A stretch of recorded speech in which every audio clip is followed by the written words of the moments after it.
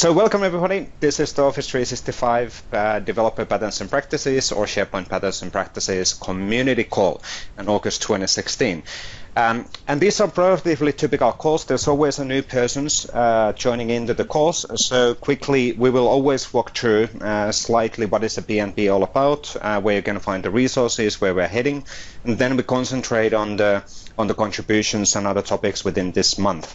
We're going to slightly talk about the future of the SharePoint. There will be some changes within the PnP side as well, or in the contribution side, especially in the GitHub, whenever we get the SharePoint framework out, which is quite soon, but we need to still wait for a while. My name is Vesa Juvonen. I'm a senior program manager in SharePoint engineering.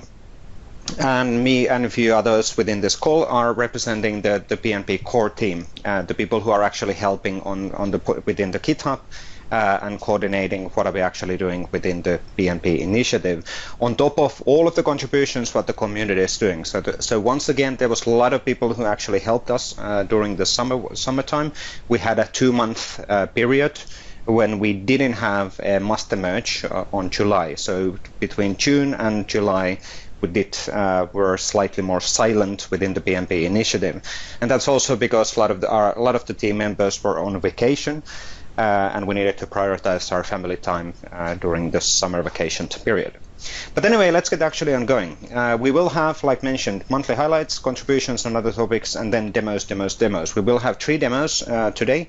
Last time we kind of failed with the demo with Radi, so let's make sure that Radi can actually show what is the how to use the authentication authorization layer for ASP.NET Core. So we get that one recorded. It's something what probably not that many people are actually using right now, but it's something what's growing all the time because the ASP.NET, the latest version, is the ASP.NET Core.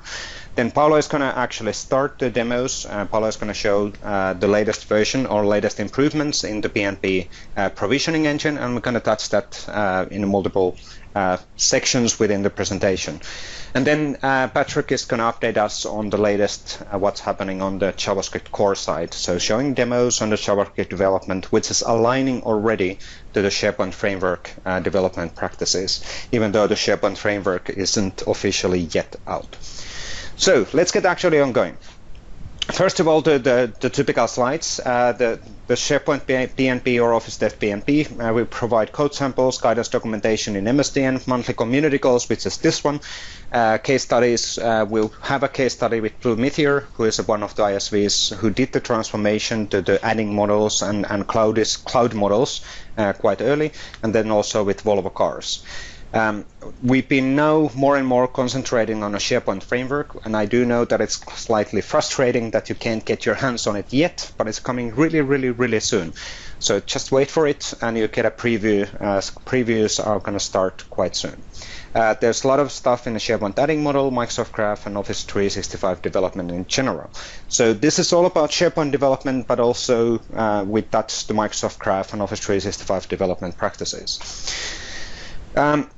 This is just a reference for all of the individual resources what we are having. So you can do AKMS Office Dev PnP, which is the old address, which we will absolutely keep on up to date as well. Or AKMS SharePoint PnP is the kind of a new branding within the initiative as well. So due to SharePoint framework, we're more and more concentrating on SharePoint site. So we're kind of launching the SharePoint PnP concept at the same time. And the PnP is owned by the SharePoint engineering. I'm actually sitting in the team who's responsible of all of the APIs within the SharePoint, and we coordinate what we actually want to share through the PnP as well. So as an example, in the future, I'm already rambling for the rest of the presentation or stuff which is going to cover in the rest of the presentation. In the future, we will not have separate guidance from PnP and samples from PnP and then whatever MSDN general guidance and samples. We'll only have samples which are PnP samples. Because we don't want to differentiate PnP. PnP is part of the SharePoint engineering, and everything what we provide is approved and signed off by SharePoint engineering. Radi is making a good comment, PnP taking over. Pretty much, indeed. Our model seems to work. Anyway, Channel 9, MSDN, Yammer, we're going to talk about some of these changes during this presentation.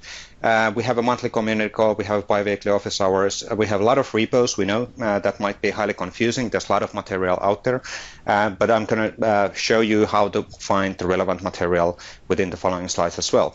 Docs.com, all of these presentations, including this one, is already available for download from the docs.com/office-dev-pnp. So you can download the presentation, you can use the assets, pictures, slides, any way you want, wherever you want. And the PnP Partner Pack is one of our showcase applications. Now, moving on things. So how to find PnP samples or guidance. For those who've seen this already, yeah, I've always, every single month I explain this, but if you go to the dev.office.com and the PnP pages, and there's a sample/guidance link, and you will land into the patterns and practices resources, and in here you can use search, free text search, or you can filter down based on the type of the or functionality what you're looking for. So if you're looking for something like user profile APIs or practices for branding assets or whatever, you'll just use that as a keyword and you'll find the relevant guidance and samples from the PnP. So you don't actually have to go to the GitHub and start wondering, what is all of this stuff within the GitHub? This is much better tool for you to find what's relevant for you. PnP webcasts. Within the last month, we did have a break in the PnP webcasts during July, but after the previous monthly call, we released a few additional webcasts still. The 6th of June was actually released just before the last monthly call, and that was the introduction for Microsoft Graph .NET SDK. It's a great webcast together with Paolo Pialorsi, showing the power of Microsoft Graph SDK and how does it actually work within a .NET platform. Then we actually did an introduction to SharePoint webhooks. That's something which is coming up quite soon as well, a webcast together with Bert Janssen. And the sample what we used within that webcast will be shared quite soon as well. There's an incoming thread in my inbox where we are actually just planning when the stuff goes live. The converting existing JavaScript application to SharePoint framework was me and Waldek Mastukart, and that's explaining already kind of a preview how the SharePoint framework can be used to host your existing JavaScript applications. And then the last one, which we released yesterday, is the integrating Angular 1.x to SharePoint framework client-side web part, which shows how do you actually start using these JavaScript frameworks within the SharePoint framework. So if you have time now, even now before the SharePoint framework is released, you can have a look on these videos and get some sort of an understanding what's actually happening, what are the direction where we're heading and how things are changing. And then you can go, for example, to Yammer or to the network.office.com to ask about those webcasts. So wait a minute, does it mean blah, blah, blah? And we'll help on those questions because that's what we want to do. One of the things around the PnP webcasts and videos, we will be moving these webcasts to YouTube relatively soon. So we are already working together with our marketing on the exact plan on doing that. The Channel 9 doesn't really scale on the amount of videos what we're producing, and it's actually pretty difficult to find the relevant videos for you because, no offense for Channel 9, it's not quite up to date on how people want to consume videos. Month-over-month statistics, not necessarily super interesting stuff if you're just a developer, but obviously for us in the PnP, we're tracking a lot of these statistics all the time. So we want to make sure that our stuff, what we release, is relevant and our numbers are growing. And this is just showing the visitors and Yammer group growth, which is the Yammer group growth is quite stable, and the visitors is for the past 2 weeks. And there's a small tip down in the August, which is quite common. We can actually see that last August as well, and then there's a tip in January. And both of them are something which is kind of as expected because there's a vacation time and a holiday season in those months or the previous month. And that's why the numbers go slightly down. This is our statistics around GitHub pull requests and forks. Some things are growing steady, which is a good thing. People are contributing, and we want to actually give you the opportunity to contribute, or we want your contributions to the PnP. This time within the release, and we know that there was quite a few pull requests, unfortunately, which we didn't have a time to fully process. And we are targeting to get the pull request counts down again for the September release. There's really valuable stuff in the queue, but we simply ran out of time due to holiday and vacation time. I couldn't justify my working hours to my wife, so needed to actually take some break as well. And this is just the new statistics, just to show you the same thing what I mentioned actually on the first graph. There's always a tip within January and August, and like within this August, the tip goes down slightly on the unique visitors. This is the growth numbers comparing to the previous month. And then there's a MSDN unique visitors, which is a cumulative counter, which is growing quite nicely as well. We are working on additional material for MSDN, even for this week to go live. So I'm going to explain what's coming up quite soon in the presentation. Something what we started also in April was that we're tracking the PnP CSOM Core component usage, actually also the JavaScript core component usage. And within July, we know that there was more than 2,100 tenants where the PnP CSOM Core component was used. I think we explained how we're tracking that back in the April, or was it in May, monthly community call. But essentially just quickly explaining that we're using a client tag property within the client context, and we're assigning there which method and which version was actually used. That actually translates to the HTTP headers, and then because the PnP is owned by the SharePoint engineering, we have access on the server-side logs, so we're able to actually see within how many unique tenants the core component is used. And then this is kind of an interesting statistic as well. The PnP core component NuGet downloads is growing fast. We're above for, I think, oh, that's actually in June. The August went to above 40,000. So unfortunately, I didn't update that graph properly. But anyway, we are above 40,000 in the NuGet download. So if you're wondering, is it safe to use the PnP CSOM Core component? The answer is absolutely. It's used by a lot of other people as well, and we're highly committed on helping you to use that. And if there's any bugs, we want to fix them as well. Quick notification on things. So the PnP Yammer group, we kind of talk about the future of Yammer in a second. aka MS Office Dev PnP Yammer, good place for questions for now, not in the future. Special interest groups, we started the client-side development. Patrick is going to kind of mention that today. Bi-weekly office hours, aka MS Office Dev PnP office hours. If you have any questions around the PnP, any suggestions, or you want to stay up to date on what are we actually working on, the PnP office hours is the right place to be. Within monthly community calls, we want to do a quick intro on what has happened and then do demos. The office hours is more for open discussion, and if you have questions around your deployment or usage of something in PnP, we can help with that. And then to the monthly community calls. AKMS addresses for bi-weekly office hours and monthly community calls are pointing to an ISC file, which is a recurrent invite for you until the June 26th, 17. Good. Let's move on to August 2016. What has actually happened? We have a few new samples. These are mainly coming actually from Paolo. Paolo Pialorsi is writing a book around Office 365 development, and these samples are actually within that book and shared through that book as well. The book is for Microsoft Learning. I can't remember the book name, but these samples actually are coming through Paolo's contributions. But there's the REST API sample, which is relatively simple. And now Paolo is doing advertisement and the I window. Good.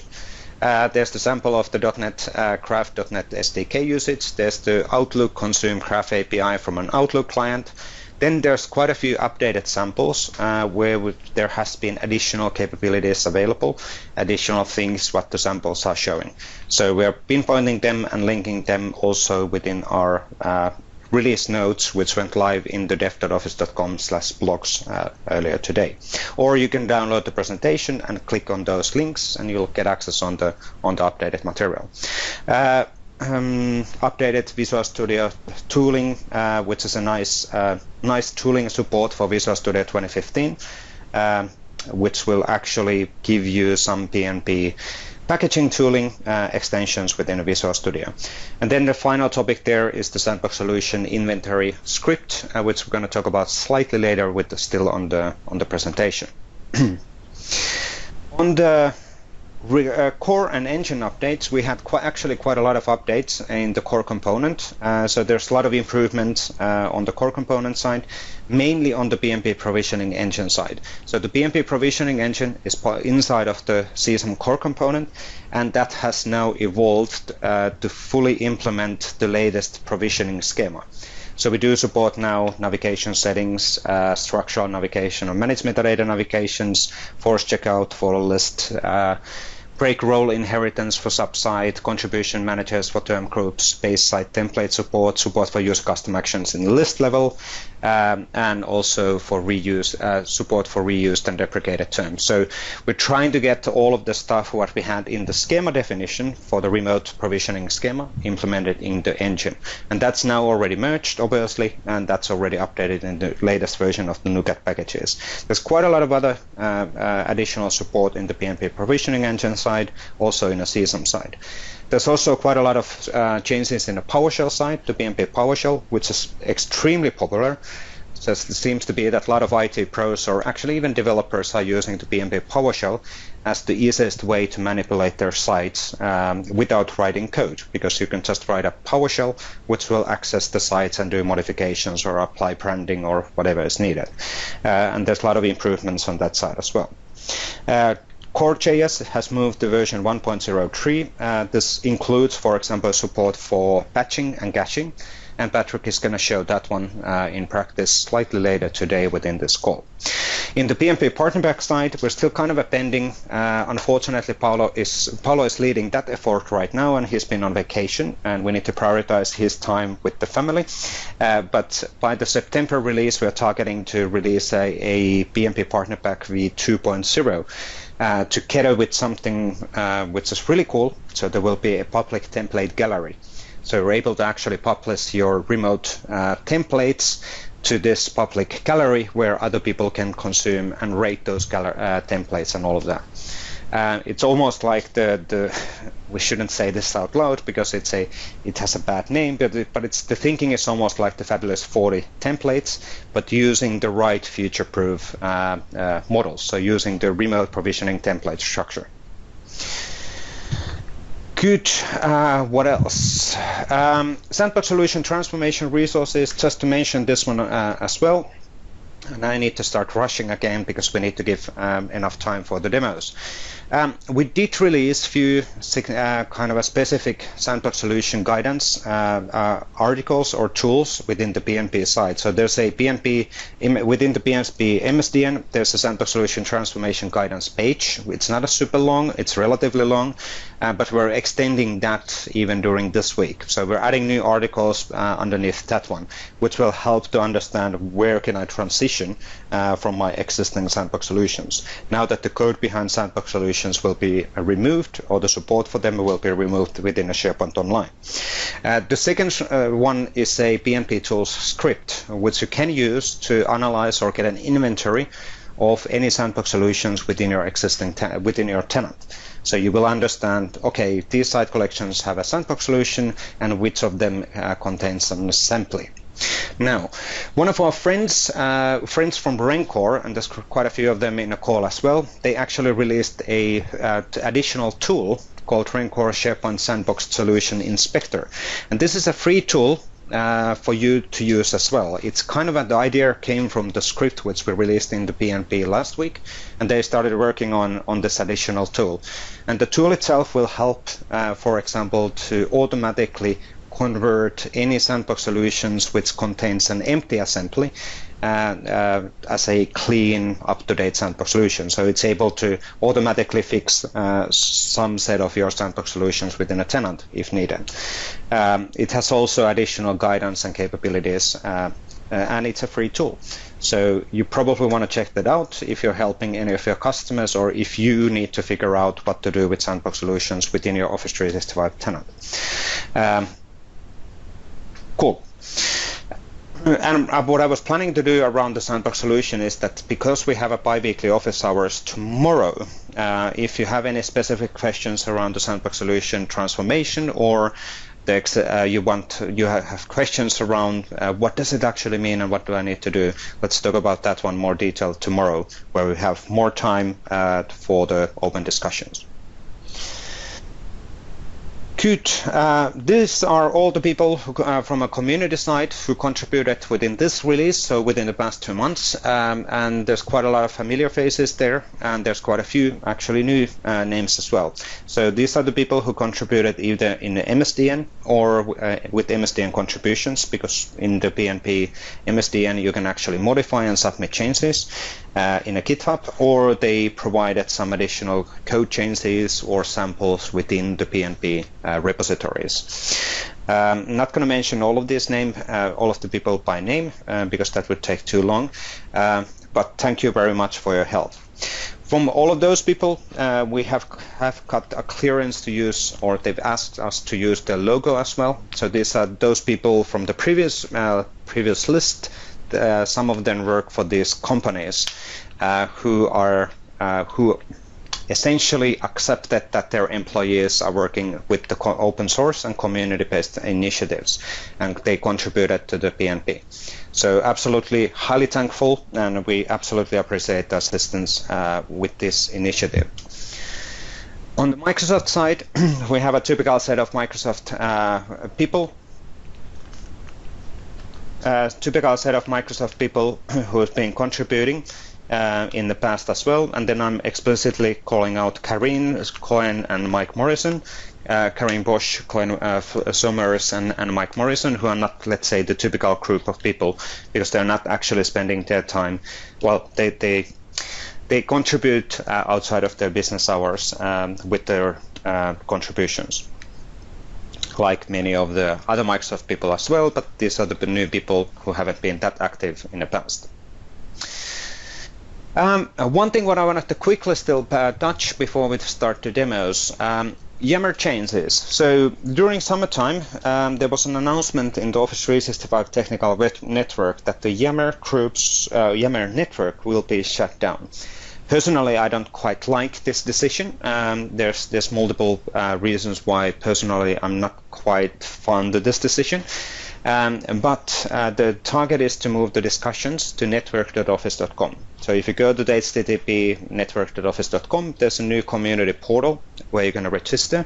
And one of the benefits out of that portal is that you can access and read all of the discussions anonymously as well. So you don't have to register like you were forced to do with Yammer. And right now in the network.office.com, there's no PnP groups or even a one PnP group, which is a pity.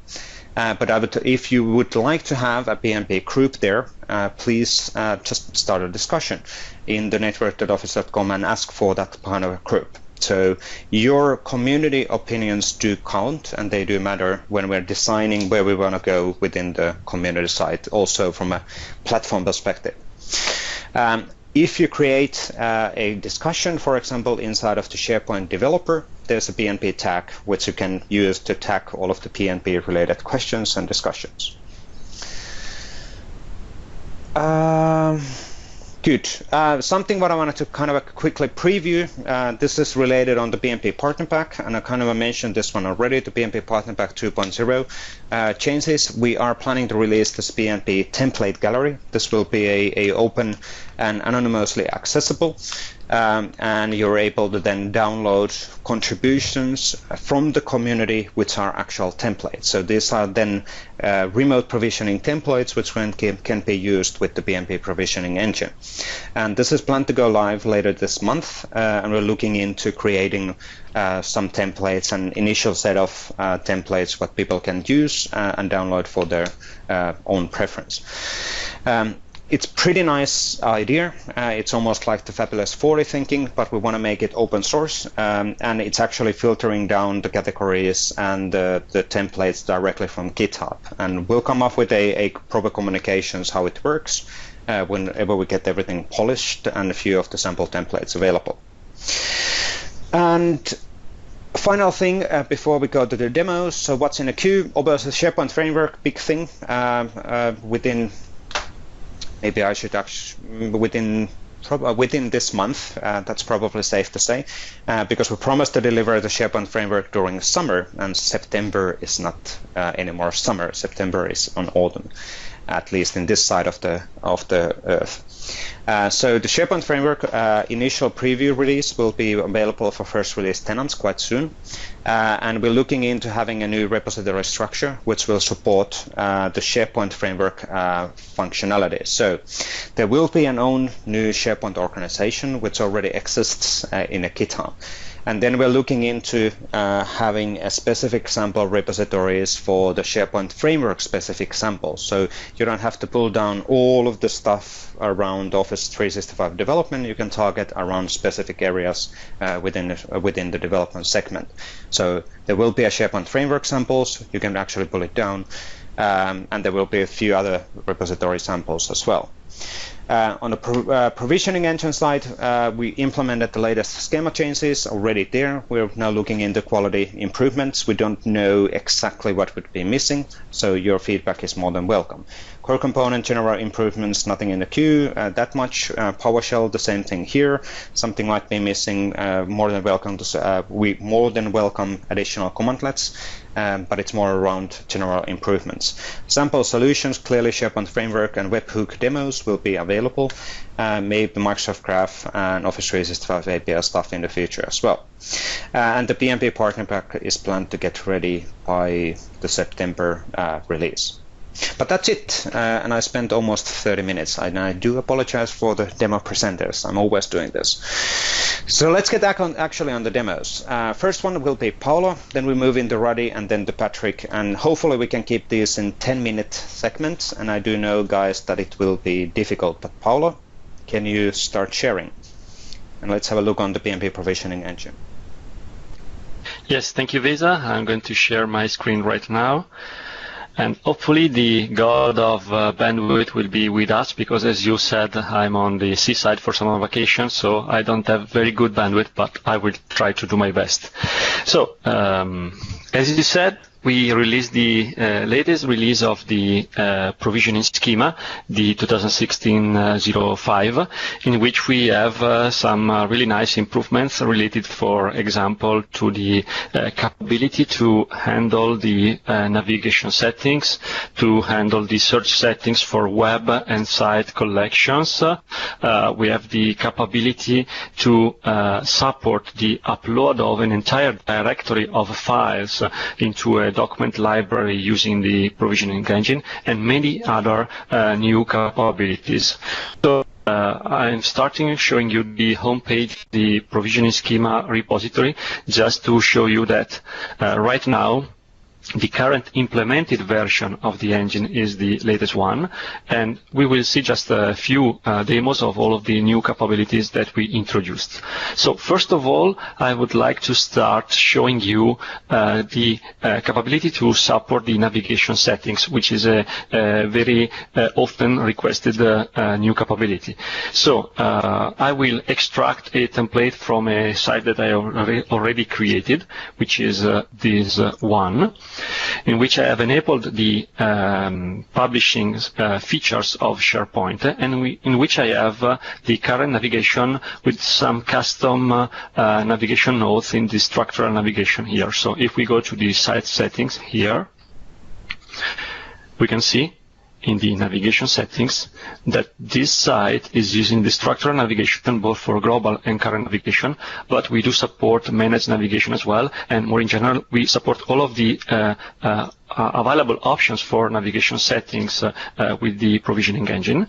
And inside the structural navigation, for the current navigation, I have a custom folder with 3 external links. So if I use the provisioning engine, for example, from PowerShell, I can simply extract the template just using the navigation handler to speed up my demo. I will connect to this navigation source site, and I will extract an XML file with all of the navigation settings in it. It should take just a few seconds. Okay, should be almost done. And let me open the folder in which I stored the XML file, just to show you what is the output. In the XML file, as you can see, we have a PnP navigation section in which we have the global navigation settings as well as the current navigation settings, in which for the structural navigation we have a hierarchy of navigation nodes which will represent the navigation settings of the source site.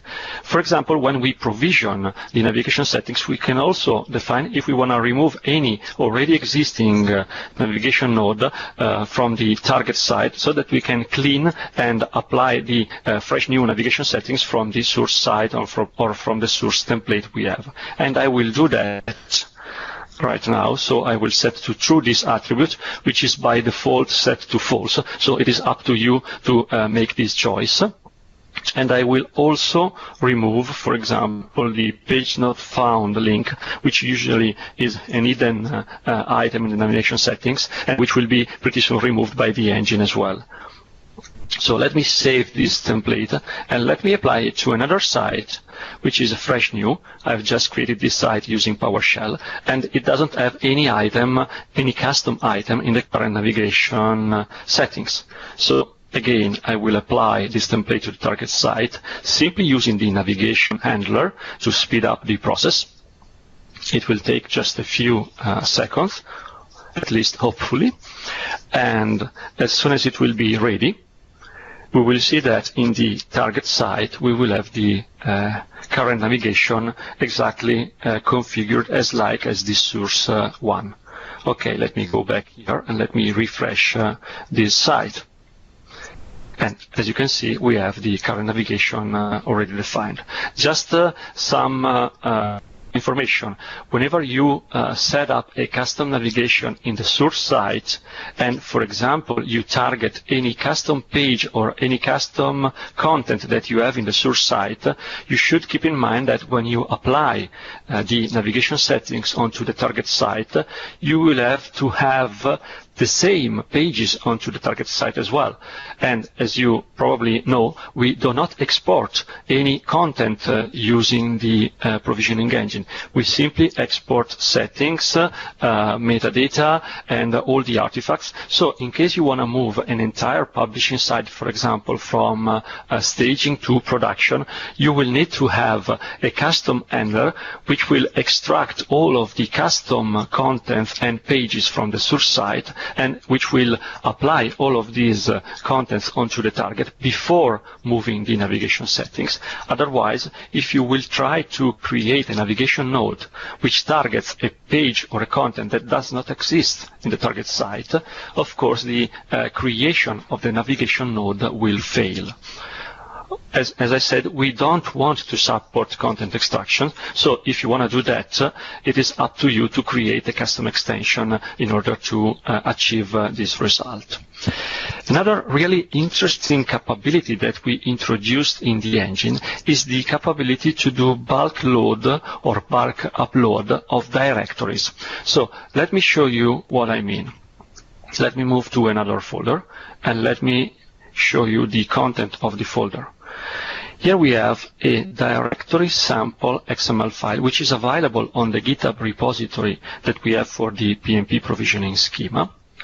Let me show you what is inside of this file. Well, we have an XML file, of course, with a list, which is a library called bulk loaded. And we also have a files section, which is the well-known one, through which right now we were just able to upload files one by one, a single file one by one. Now we can also say that we want to upload a directory we can provide the source path of the directory, which will be a relative path to the current folder in which we are executing the provisioning template application. We can define which will be the target, which will be, in my case, the library I'm just going to create using this template. I want to overwrite any already existing file. I want to do that with a recursive approach. So I will upload all of the files in the directory bulk load sample folder and in any subfolder of this source folder with some inclusion and exclusions rules, and eventually, and that is the case, with a metadata mapping file to which I can configure any metadata field for the files that will be uploaded into the target library, into the target document library in SharePoint. Just to show you how is made the metadata file, it is a JSON file which is not that friendly in Notepad, but if I move to any of the online JSON viewers we have on the network, I can show you that this file is basically made of a dictionary of items where the key is the relative URL of any of the files that I want to upload into my target folder. And for each and every file, I will have another dictionary with a couple of field name, field value that will allow me to upload all of the metadata together with the file. So in my source folder, in fact, I have 5 words txt file which will be excluded by the inclusion or exclusion rules. 5 more PDF files which are in the folder of the folder I'm using to upload the target library. So let me go back to PowerShell, and again, I'm in the right folder. Let me connect to another site, which will be this time this guy, which is fresh new, created from a team site template. It doesn't have any. As I will execute my apply provisioning template cmdlet, I will have the library created into the target site, as well as all of the files with the target file. So it will take a while to create the library, and usually a little bit more to do the upload of all of the 5 Word files and of the 5 PDF files together with their metadata. But pretty soon we will see the result in the website. Come on. If there is any question in the chat area, in the meantime, I can double check. Okay. Okay. No questions, just people complaining about my bandwidth. I'm sorry about that.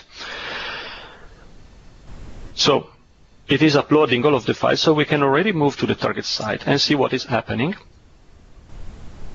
Here I have my new bulk loaded document library. And here you can see that I have all of my files which are going to be uploaded with their metadata fields.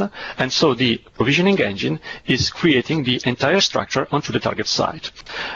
This capability is really useful whenever you want, for example, to upload resources, images, CSS file or JavaScript files, and you want to create a kind of a project which will be provisioned using the provisioning engine, not only provisioning the artifacts, but also all of the content and settings items that you need to make your solutions fully functional onto the target environment. Let me refresh one more time to show you that the subfolder has just been created with the PDF files in it and with all of the metadata set up for all of the uploaded files. So another very interesting capability that I want to just tell you, but I will not show you any real demo, is the capability to extend the provisioning engine and the provider model that supports the provisioning engine in order to being able to involve any custom logic whenever you load or save a provisioning template to a provider. For example, if you load a provisioning template, which can be an XML file, you can have a custom handler, which will allow you to do stuff like XML encryption, XML signature, or what you need before saving the XML file onto the target repository, or before loading the provisioning template from the persistence repository into the memory of your system. So basically you will be able to change and to manage the content, from a perspective, the content of the provisioning template just before storing the template onto the target repository, or just before loading into memory the template.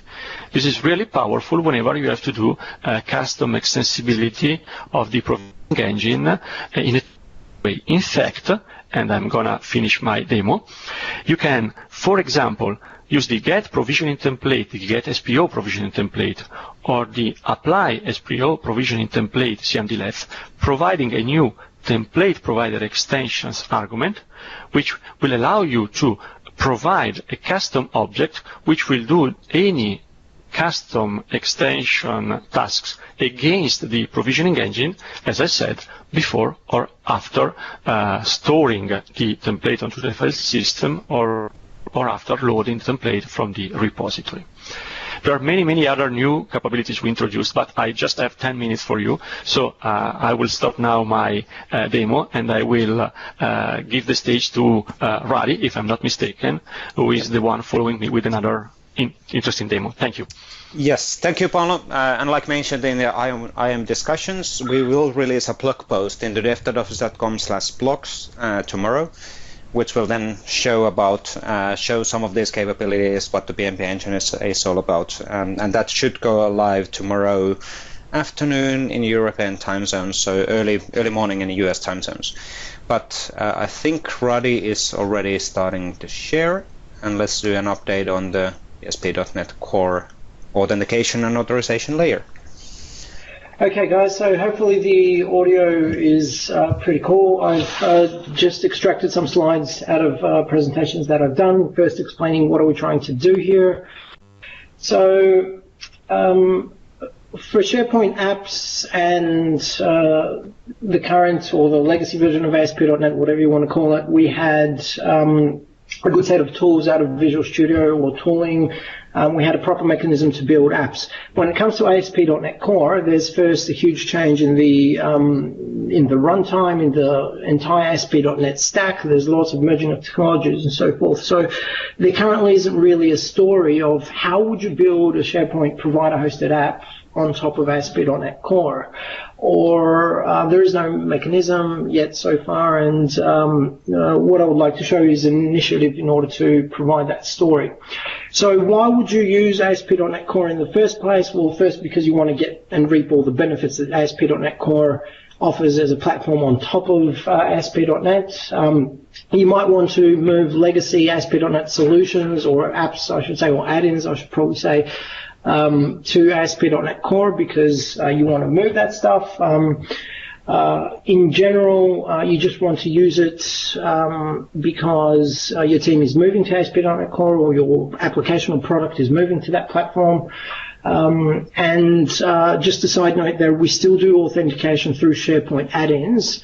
I know that you can do Azure AD apps and give them access to SharePoint and so on. That's fine. There is a proper programming and development model for that, but maybe you're not ready for it. You're not ready to change the way you do deployment. You still want to use the governance that your clients have in terms of developing SharePoint add-ins. So there's potential business case.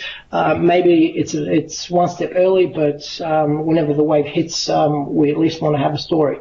In the ASP.NET MVC 5 days, or the legacy stuff, we had proper tooling, the Office development tools for Visual Studio. They're pretty rock and roll. They did their job perfectly. You get a proper project type. You get token helper CS classes, SharePoint context classes, which I'm sure you're all familiar of. And you really had a good publish and deploy experience out of Visual Studio. And basically, that was all well and set. It depended on this particular assembly, which is critical for what we're doing here. I'll refer back to that assembly in a while, because it's probably the most significant thing that we're depending on. In regards to ASP.NET Core, now we're in RTM timeframe, at least for the actual runtime or the .NET Core runtime. The actual tooling from an ASP.NET perspective is still in preview mode. That's stepping us back, so we can't really progress a lot around there. As far as I know, and as far as I speak with Vesa and Microsoft team, there's still no team in Microsoft, a native Microsoft team, assigned to build SharePoint provider-hosted added tooling or framework for the entire community. So hopefully out of PnP, there's something that we can show you. There's a lot of changes to the actual ASP.NET Core web application template. It's not running on IIS or Express anymore. It's running on Kestrel, so that means that we have to handle SSL certificates in a different way. There's a big problem here that the Microsoft Identity Model Extensions library or set of classes, of which SharePoint add-ins depends on, it's not moving forward. I've tried to speak to the teams responsible for that to get information. There's all indications that there's nothing moving forward for that. So yeah, hopefully that I could show you today. This particular library is already committed. It's been committed just before RTM was released. I'll tell you what the challenges for converting to RTM are at the moment. What do we actually want? We want developers to build ASP.NET Core apps and have a very easy to use plugin model to support SharePoint provider-hosted add-in authentication. That's our main goal. When designing this, really wanted to have the least amount of change for the development experience, although there will be a change. Naturally, we'll be rolling back to NuGet rather than creating a new project template, because most things in ASP.NET Core are based on NuGet packages. We're following the middleware design pattern, which was taken all the way from OWIN middleware, and ASP.NET Core is built based on principles around that. Let me just see if there's any questions. Okay, no, nothing interesting. We'll talk about compilation in a second, because it really matters on what target framework and runtime we want to compile against and support runtime on. We want to base it on native ASP.NET Auth-Z or authorization. If you remember, the ASP.NET MVC5 SharePoint add-in doesn't really use the authorized tag. It just uses code within the, it uses actually custom fields in order to do that in MVC, in order to handle authorization and to transfer logic back through that. So that's enough slides. All of this is explained in a really long blog post on my blog. I'm sure you'll find it. It's just right here. You can read it. So let's have a look at the, there's some background noise, by the way, but anyway, let's have a look at the sample that we have as part of PnP. There's essentially three. Vesa, can you mute that noise if it's annoying? Yeah, I'll try to do that. It's music. It's actually not bad. It's like spa music. Someone's getting massage and doing PnP. Anyway, so there's three projects in the solution. The first one is the SharePoint add-in for SharePoint project type in Visual Studio, which is actually asking me to log in. I'm not going to bother to do that at the time. This has nothing more than what it used to have previously.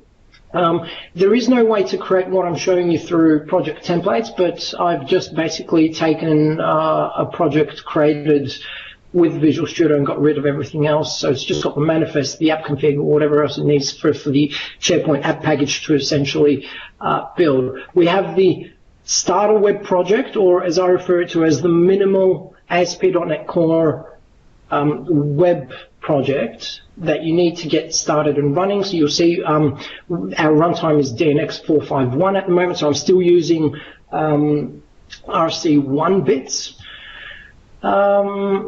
Here, one of the more interesting things is the dependency to this particular project, which is the other project in the solution, the Office Dev PnP Core Framework Authentication. The idea for this, it's currently referenced as a project within the solution. The idea for this has always been to release it as a NuGet package.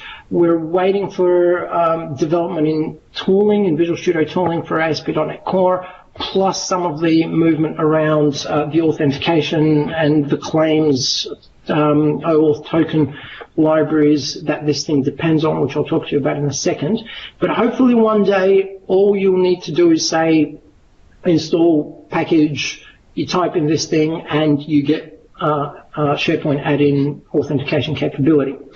Now, from a code perspective in the web project, we really wanted this to be as familiar as possible. There's a small number of things that you need to do.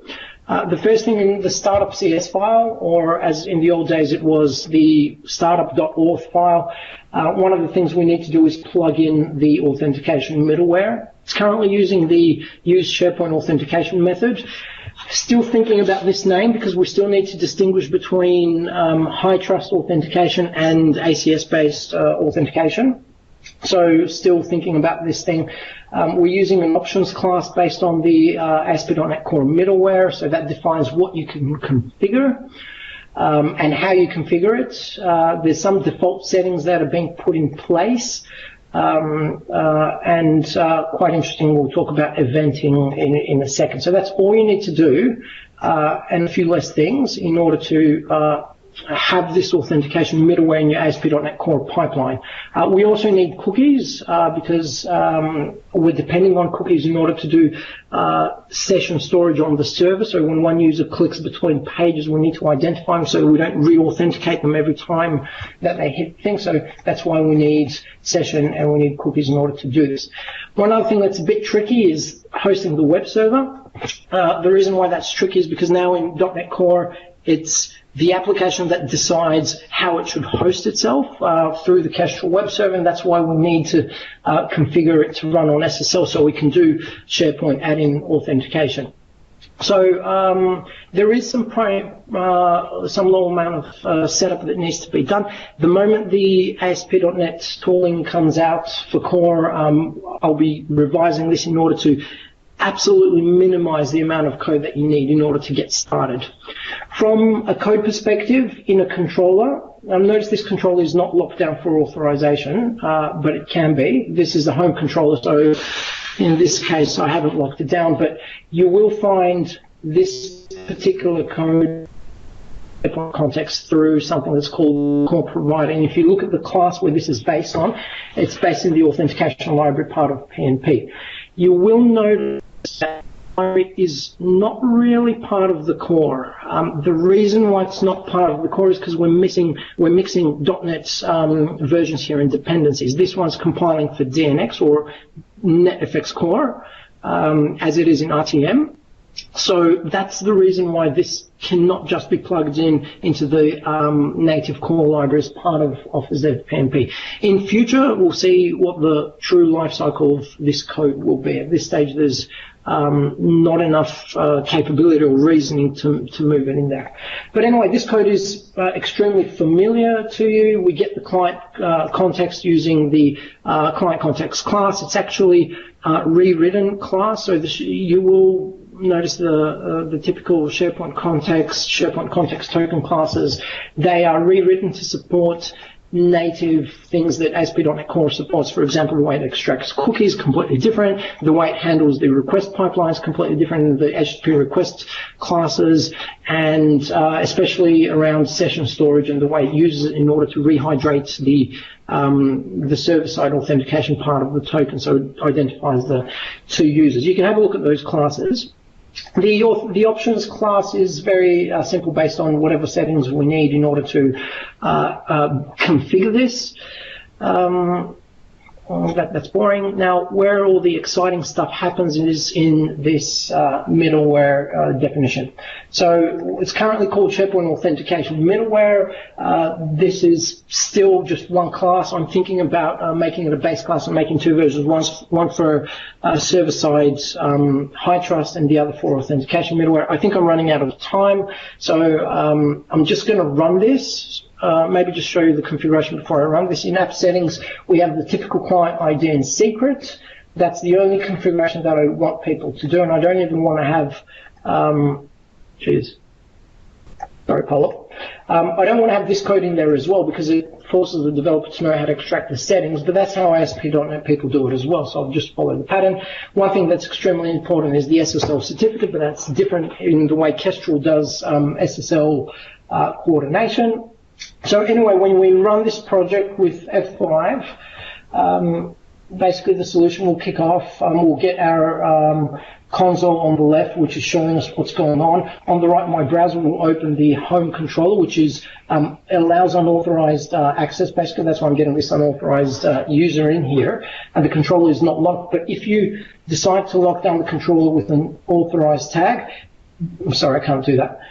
It will actually start accepting that. Now, if I go to the SharePoint site where that particular client ID and secret is registered, I'll just log on with that user, which is stress, quick.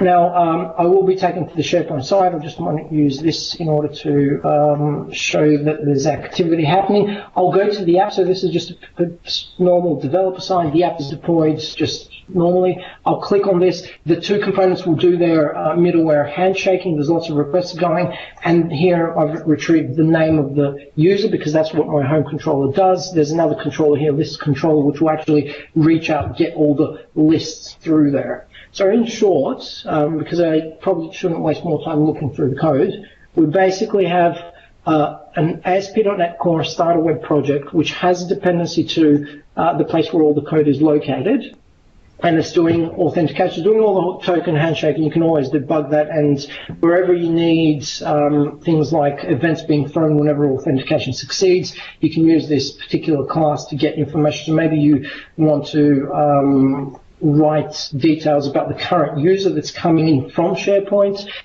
So basically you can reach it out from all of these objects. They're exposed, so you can basically manipulate that particular, you basically have the whole claims collection in there.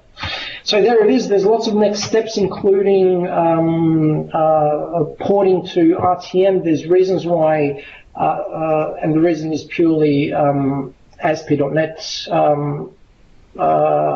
tooling that we're waiting on in order to create a good, solid, stable story for developing add-ins with ASP.NET Core.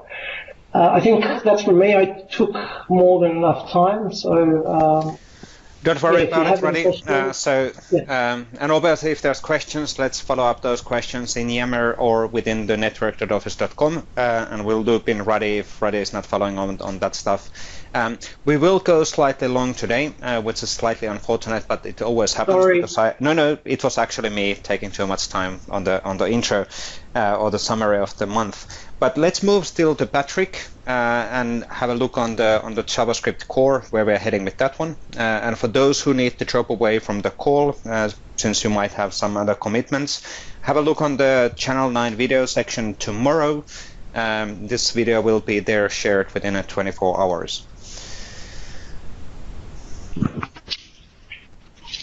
And I can see Great. at least. Can folks hear me? Yep, all good.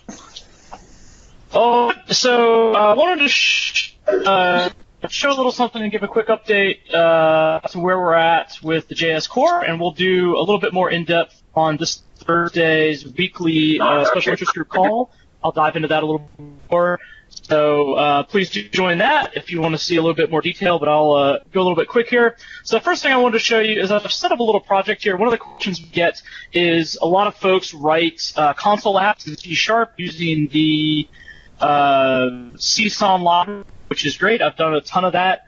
But do we have something similar in Node? And so there's a lot of ways to do that, but just as a demo, I've knocked together a quick sort of Hello World console app, and then we're going to add in the JavaScript core functionality to it. But I'm using Gulp. I won't go too far into a lot of the details, like I said, for more details on Thursday, but using Gulp, I've built a couple of tasks. I've got essentially a run task that also builds my code. So I can do a gulp run. This would be, similar to starting your console app in Visual Studio. And you can see I get my hello world message back out. So if we look at the main, there's my hello world. So that's neat. Somebody is a little bit off. If somebody has a look at that. Yeah, there's quite a lot of background noise. Let's see if we can So the next thing I want to do is add in my import PnP from the sppnp.js library. So I've done all this using the npm install sppnp.js. It's got that added. I've got my PnP object, and now I'd like to make some requests directly out of Node. So this is one of the new features we added in 103, and in that release we added it sort of selfishly so that we could do testing, so we could write tests that actually interact with SharePoint. But we've also exposed it so you can use it in your projects, or for example here in this console app kind of scenario. So what I've done is pasted in this setup command, and I'm just going to run it while I talk. I've pasted in the setup command, given it a client ID, a secret, and a URL, just like any other add-in. And then I've also said PnP web select title get and then write. This write just does a console.log. It's nothing special. So what we're doing is using the Patterns and Practices library directly from Node to interact with SharePoint and get our results. So we're getting live data back from a site from Node. So I'm able to do some really cool stuff. And this is actually how I've started doing my console app work. Because one, it helps me test the library, and two, it's a little bit quicker than spinning up Visual Studio and doing all those sorts of things. So to show you kind of a little bit of what we're doing, we've added caching support. So I won't show all of this. I'll just paste these in. But so using caching, so you can add that to your method chain. So you can say patterns and practices select type using caching get. And I've done that 3 times, and it turns out because caching based URL, that's all 3 of these queries. The first time, all 3 of these will likely go out. But if, say, the first one were to come back before the third one goes out, it would get hit by the cache. You can supply your own key, supply your own timeout on a per-call basis. There's a configuration object you can supply in here. For example, there's an expiration, and there's the key. So you can supply your own, data sort of that. Or you can just accept the defaults. You can also set global defaults, again, using the setup, the cache. Another piece I wanted to show everybody is we've added simple support for batching. So in the same way that you just do caching and add that to your method chain, you can do batching. So you create a batch, and you would actually pass your batch in, and you can see I've forgotten it here because I wanted to show you where you add it is immediately before the action. I want to do in batch, I want to get the stuff. This would also work for updates. This you can batch updates, you can batch deletes, you can batch all those things, and then you would call batch execute, and it would run all of those things in a single batch. The other nice thing is these are actually composable, so you can in a batch using caching or using caching in a batch. So the order there doesn't matter, but both of these should be chained immediately before the get. So you've got the ability, you can cache batch requests, and that's all handled for you by the library. So if any of you have done this, you know there's hundreds of lines of code kind of supporting these 2 methods, but now you get that use just directly in the library. And so that really feeds into our goal of making the REST development a lot easier and simpler for folks to do. And Vesa has mentioned, this already works with the SharePoint framework, so you can npm install this library into the SharePoint framework and use it directly in the upcoming web parts for your development to really simplify things, help folks not have to spend so much time getting in and trying to figure out URLs. Like I said, we've gone a little bit long. If you'd like, I'm going to do this in a lot more detail on Thursday, so please join the call. I believe I saw the link pasted in here, and then I'll stick around for just a couple minutes if there are questions on any stuff. So thanks all. Thank you, Patrick. Thank you, Patrick, for that one. I'm going to switch back on the slides, and we can go through if there's any questions around what was demoed. I know that Paolo had to drop already. He's prioritizing his time for the family. I think that was the agreement, unless he's still hanging on the call. But I know that Radi and Patrick are still in the call. Good. And Paolo is gone. Good. That was the plan.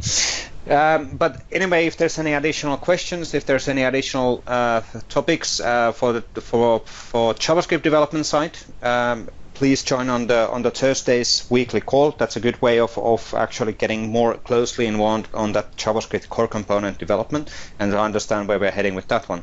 If you do have random questions around the PnP or SharePoint development in general or Office 365 development in general, even in a farm solution level, I'm pretty sure that I can answer on any question in the farm solutions as well, because I've worked with the farm solutions for 10 years. Well, not 10, but still. So we will have a bi-weekly office hours, and the first bi-weekly office hours is tomorrow. So that's a great opportunity for asking, having a more open discussion, or if you want to give feedback, or using audio or using iWindow, we can have an open discussion tomorrow. And all of those gets recorded as well. And right now they are getting shared in Yammer, but then in the future they will be shared using the YouTube channel. But I don't see that many questions. We went over time slightly, typical 5 minutes. The recording will be available within 24 hours in the Channel 9 section, so you can share that with forward as well. And use the Yammer, use the Office 365 network, whatever channels we have for questions and support, and we're here to help. The PnP core team was on vacation time during the summer, so we haven't been super active, but we're back in business and looking forward to help you on getting started, for example, with SharePoint Framework. For the new office hours call is this one. So that's a good point. Thank you, Bill, for asking that. But that's it for this particular call. So thank you for joining, and hopefully seeing you in weekly calls, bi-weekly calls, or maybe once a month, up to your schedule and availability. And please do give us feedback if you consider something is not useful for you, or we are rambling too much, or you need to have different kind of samples. Tell us, we'll make it happen. But thank you. Let's close up the call and let's be in touch. Thank you.